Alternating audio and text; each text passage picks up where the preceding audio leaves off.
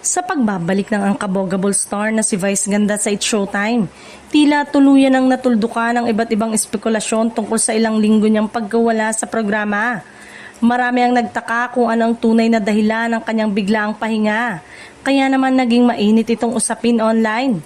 Isa sa mga kumakalat na balita ay ang umano'y plano nila ng kanyang partner na si Ayon Perez na bumuo na ng sariling pamilya. Ayon kay Vice, hindi naman malayo sa katotohanan ng usapin na ito dahil bahagi nga ito ng kanilang mga plano. Gayunpaman, nilinaw ng TV host na hindi pa niya maaaring ilahad ang buong detalye, lalo na kung kailan ito maisasakatuparan.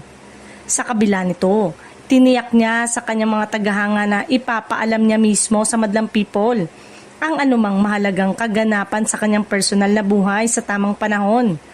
Bukod sa isyu ng pamilya, ibinahagi rin ni Vice na isa sa pangunahing dahilan ng kanyang pagkawala ay ang pangangailangan niyang magpahinga. Aminado siya na nakaramdam na siya ng matinding pagod dulot ng sunod-sunod na trabaho at commitment sa showbiz.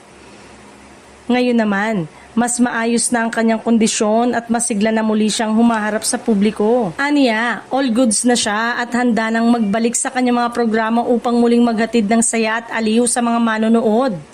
Sa kanyang pagbabalik, kapansin-pansin ang mainit na pagtanggap ng kanyang mga taga-suporta.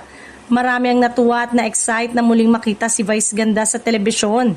Patunay na nananatili siyang isa sa pinakamahalagang personalidad sa industriya ng entertainment.